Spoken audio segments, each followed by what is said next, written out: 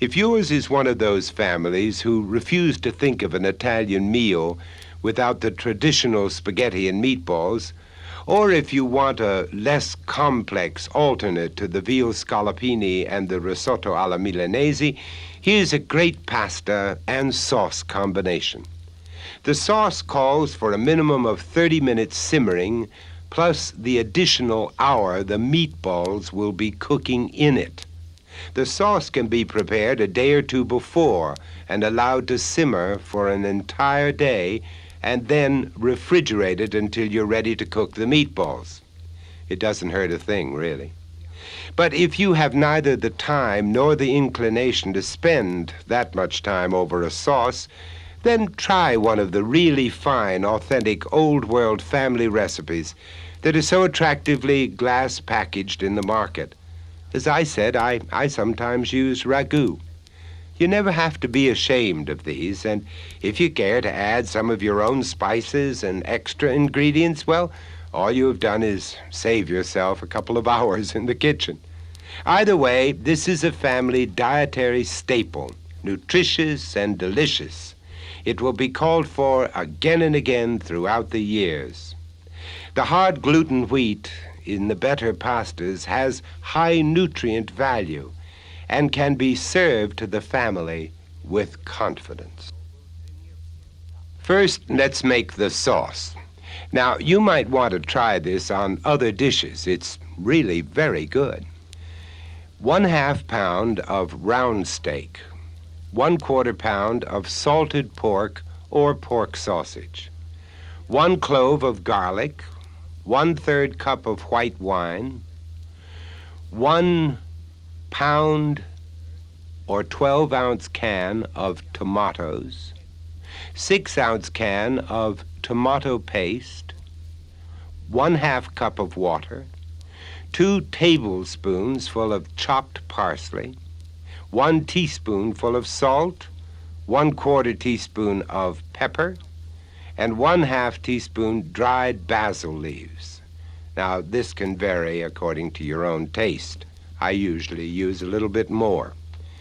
Wipe the round steak with a damp, absorbent paper and cut into 1/2-inch chunks and then set aside. Chop salt pork or sausage into small pieces. Put into a pot with the garlic and brown well. Add the beef and brown on all sides. Add the wine and cover. Cook slowly for 10 minutes. Stir in the tomatoes, tomato paste, water, parsley, salt and pepper, and basil. Reduce heat. Cook slowly for 30 minutes. When ready to serve, add the meatballs and cook slowly for 1 hour longer, stirring occasionally. Now, this is the way to make the meatballs. These are some of the most flavorful meatballs you are likely to find. It isn't a complicated recipe.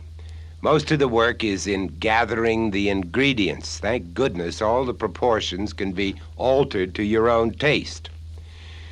2 eggs, 1/2 cup of milk, 3 crumbled slices of whole wheat bread, 3/4 of a pound of ground beef, 1/2 pound of ground pork, and 1/4 pound of ground veal, 1 minced medium onion, 1/2 cup finely chopped green pepper, 2 tablespoons of chopped parsley, 1 crushed large clove of garlic, and 1 teaspoon of salt, 1/4 teaspoon of pepper or more to taste, a dash of ground cloves, a dash of nutmeg, and a dash of Tabasco. Beat the eggs slightly in a medium-sized bowl. Add milk and bread and let stand for 5 minutes. Add all the other ingredients in the order given. Mix well. Shape into 48 3/4-inch balls. Place into a greased baking pan and bake for 15 minutes at 400 degrees, leaving the pan uncovered. Drain the meatballs and gently lower them into the simmering meat sauce long enough to heat them and blend the flavors. I usually consider 35 to 45 minutes completely adequate, but some people cook them for an hour. Now, here's the trick about preparing the spaghetti. You take 1 pound of spaghetti. That's the sole ingredient. The trick is how you put it into the pot. Hold the entire bunch at the top and gently and slowly lower it into the large pot of boiling water, which has been slightly salted. I sometimes add a teaspoonful of olive oil. Don't ask me why. Somebody told me to do it. Now, never break the spaghetti. Just be patient, and the boiling water will gradually soften the pasta so that it will bend and fold into the pot. A large fork could be useful here to gently stir the cooking pasta. Do it softly so as not to cut into the delicate strands.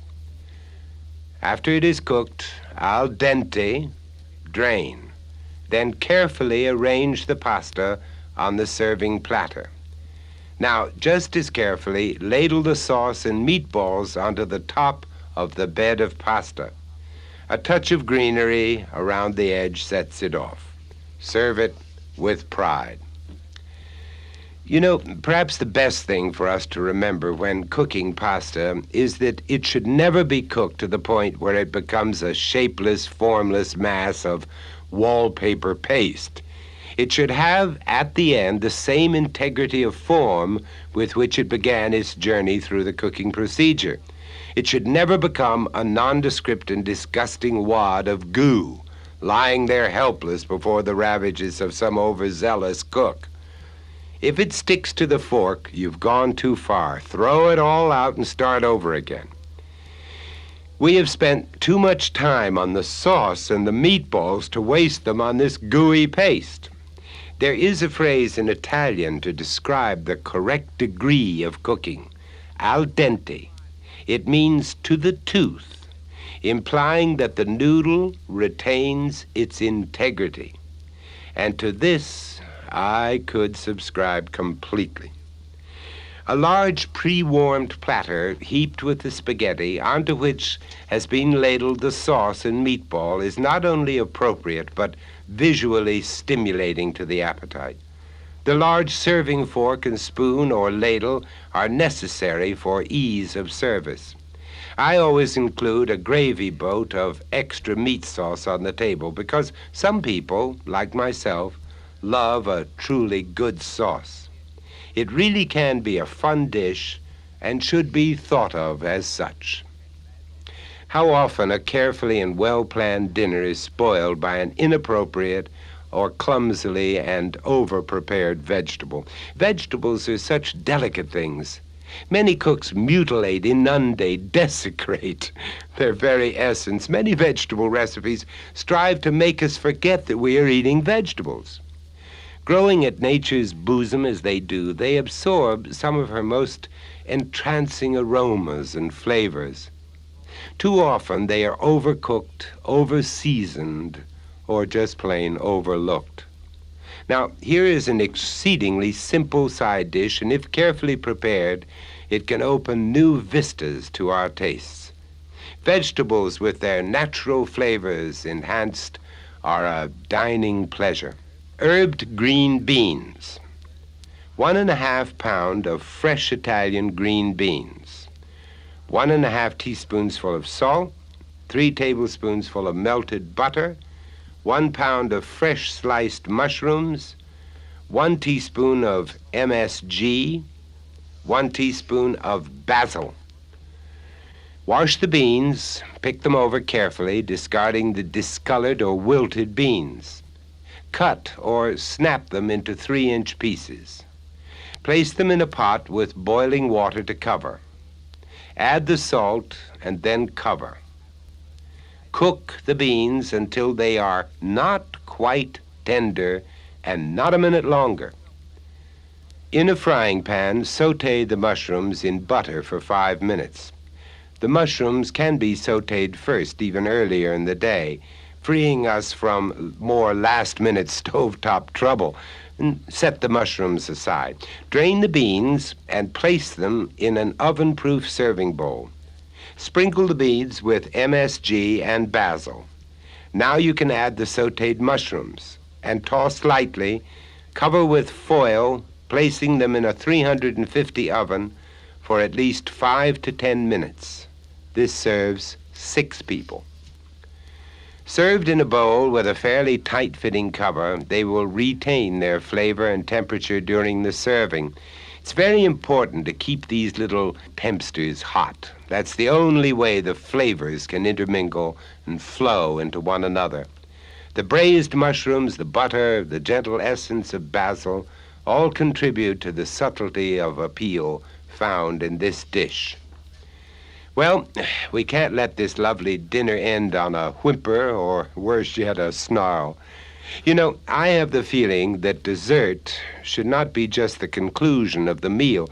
It should be a lovely, lingering adieu, a gracious thank you to the guests, a compliment to them, and a toast to the friendliness of all gestures, the sharing of good food with good friends. The perfect theme to follow the more highly seasoned food we have eaten would be something not too bland, not too sweet, but with enough character to warrant note and aid the digestion. Aha! A fruit and a light wine. In combination? Of course. One of nature's delectable fruits, the peach, along with the vintner's most esteemed pressing, champagne. Peaches in Champagne. 4 fresh, well-formed, not over-ripened peaches, or 2 large cans of sliced or halved peaches, 1 quart of good domestic champagne. Chill the peaches, the champagne, and the glasses, and the silverware. If you are using fresh peaches, be sure they are carefully peeled and delicately sliced or halved. If using canned peaches, after chilling them, drain and save the juice. Choose a glass that is large enough to accommodate both the peaches and the champagne. Place the fruit in the glass and carefully pour the champagne over it. Serve icy cold immediately. If using canned peaches, a teaspoon of the juice added to each glass gives even more flavor. This serves 6 people. After the dessert, I always have a pot of hot black coffee brewed, sometimes half espresso and half plain regular coffee. Then no meal is complete without that final touch, a liqueur to aid the digestion. I highly recommend Galliano, a blending of flavors capping off the Italian meal with a very authentic note, or Tuaca, or Amaretto, or the famous Sambuca, with a little coffee bean floating in it and lit, called Sambuca con Mosca. Well, there it is. You have prepared and served an Italian dinner that cannot be surpassed. Whether your guests are aware of fine cooking or not, they have been treated well in your home. From appetizers to dessert, the combinations of flavors, textures, odors, aromas, temperatures, all those subtle qualities which determine the success of a meal have been handled exquisitely. Take a bow. You have just proven yourself a fine cook. It wasn't that difficult, was it?